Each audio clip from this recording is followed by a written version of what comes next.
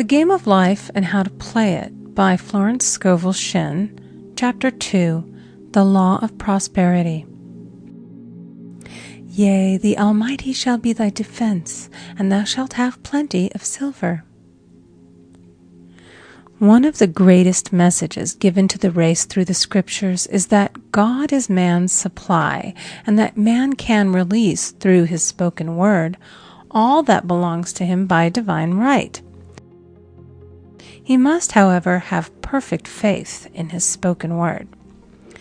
Isaiah said, "My word shall not return unto me void, but shall accomplish that whereunto it is sent."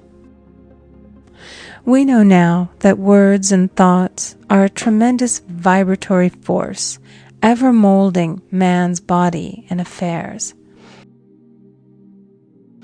A woman came to me in great distress and said she was to be sued on the 15th of the month for $3,000. She knew no way of getting the money and was in despair. I told her that God was her supply and that there is a supply for every demand. So I spoke the word. I gave thanks that the woman would receive $3,000 at the right time in the right way. I told her she must have perfect faith and act her perfect faith. The 15th came, but no money had materialized. She called me on the phone and asked what she was to do. I replied, "It is Saturday, so they won't sue you today. Your part is to act rich, thereby showing perfect faith that you will receive it by Monday." She asked me to lunch with her to keep her courage. When I joined her at a restaurant, I said, "This is no time to economize. Order an expensive luncheon and act as if you have already received the $3,000. All things whatsoever ye ask in prayer, believing ye shall receive." You must act as if you had already received. The next morning she called me on the phone and asked me to stay with her during the day. I said, "No, you are divinely protected and God is never too late." In the evening she phoned again, greatly excited, and said, "My dear, a miracle has happened. I was sitting in my room this morning when the doorbell rang. I said to the maid, 'Don't let anyone in.' The maid, however, looked out the window and said, 'It's your cousin with the long white beard.' So I said, 'Call him back. I would like to see him.' And he was just turning the corner when he heard the maid's voice, and he came back. He talked for about an hour, and just as he was leaving, he said, 'Oh, by the way, how are finances?' I told him I needed the money, and he said, 'Why, my dear, I will give you $3,000 the first of the month.' I didn't like to tell him that I was going to be sued. What shall I do? I won't receive it till the first of the month, and I must have it tomorrow. I said, 'I'll keep on treating.' I said, 'Spirit is never too late. I give thanks that she has received the money on the invisible plane and that it manifests on time.' The next morning, her cousin called her up and said, 'Come to my office this morning, and I will give you the money.' That afternoon, she had $3,000 to her credit in the bank and wrote checks as rapidly as her excitement would permit. If one asks for success and prepares for failure, he will get the situation he has prepared for. For example, a man came to me asking me to speak the word that a certain debt would be wiped out. I found he spent his time planning what he would say to the man when he did not pay his bill, therefore neutralizing my words. He should have seen himself paying the debt. We have a wonderful illustration of this in the Bible, relating to the 3 kings who were in the desert, without water for their men and horses. They consulted the prophet Elisha, who gave them this astonishing message. Thus saith the Lord, Ye shall not see wind, neither shall ye see rain, yet make this valley full of ditches. Man must prepare for the thing he has asked for when there isn't the slightest sign of it in sight. For example, a woman found it necessary to look for an apartment during the year when there was a great shortage of apartments in New York. It was considered almost an impossibility, and her friends were sorry for her and said, "Isn't it too bad? You'll have to store your furniture and live in a hotel." She replied, "You needn't feel sorry for me. I'm a Superman, and I'll get an apartment." She spoke the words, "Infinite Spirit, open the way for the right apartment." She knew there was a supply for every demand and that she was unconditioned, working on the spiritual plane, and that one with God is a majority.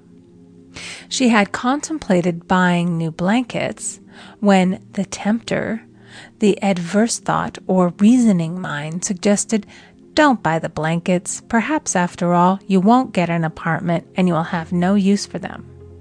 Promptly she replied to herself, "I'll dig my ditches by buying the blankets." So she prepared for the apartment, acted as though she already had it. She found one in a miraculous way, and it was given to her although there were over 200 other applicants. The blankets showed active faith. It is needless to say that the ditches dug by the 3 kings in the desert were filled to overflowing. Read 2 Kings. Getting into the spiritual swing of things is no easy matter for the average person.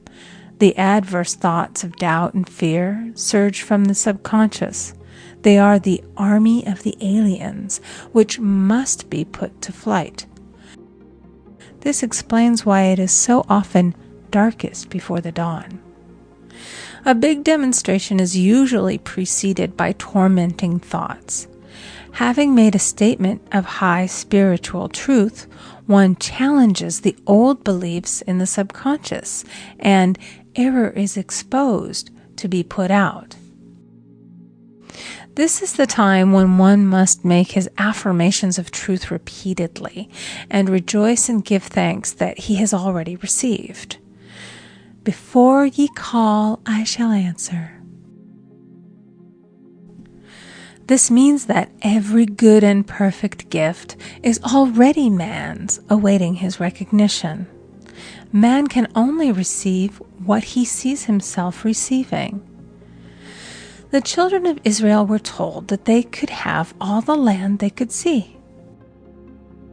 This is true of every man.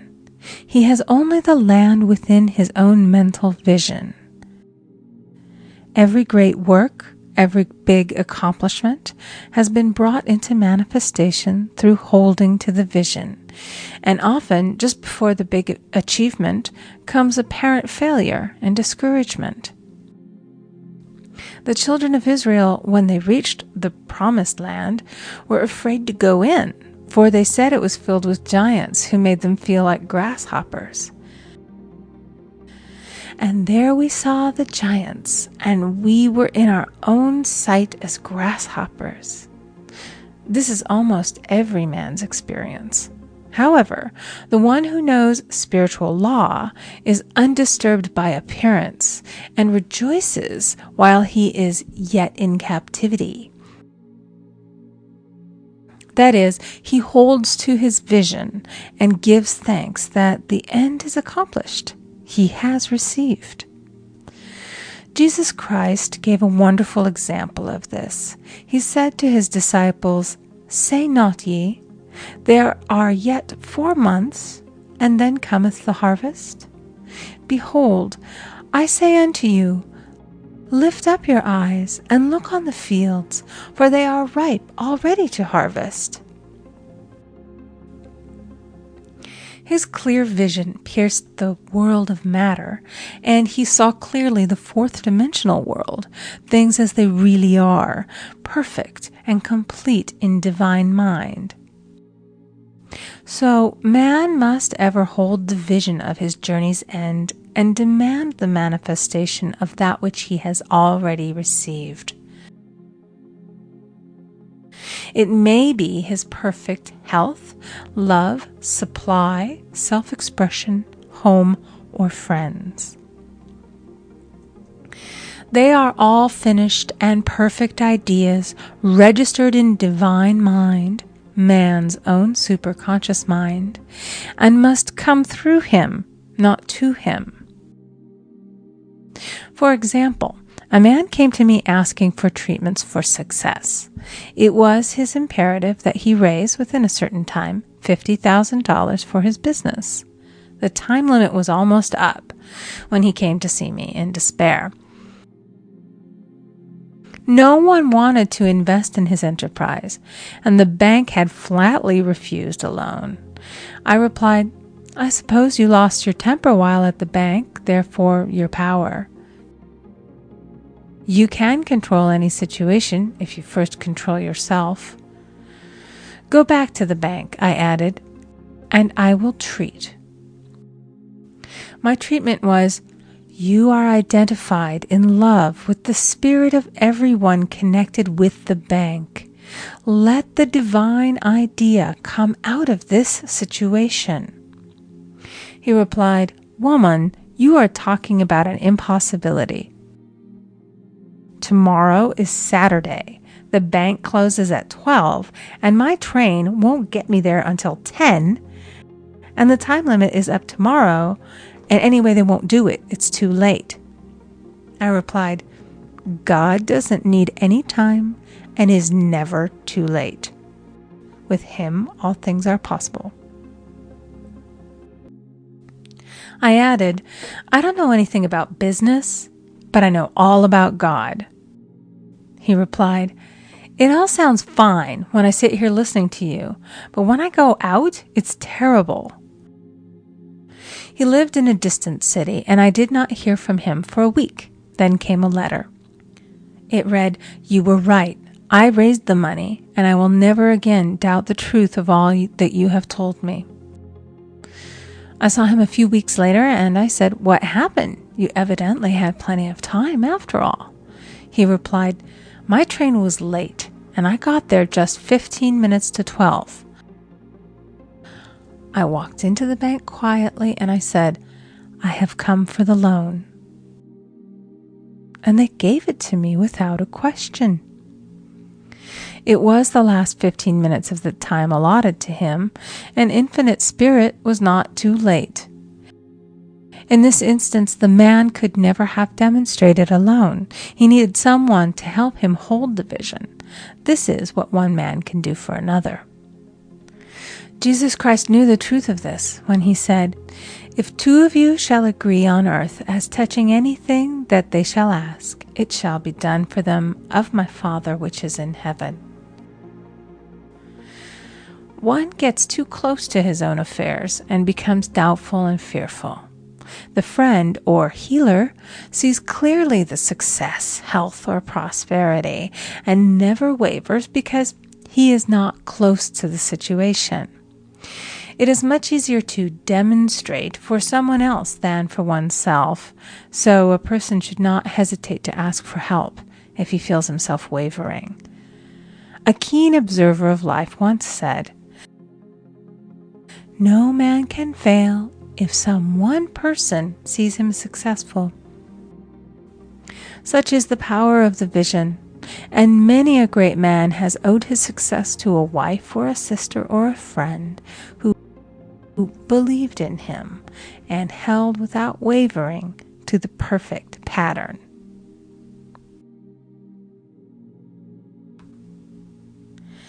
End of chapter 2. Recording by Amy Conger.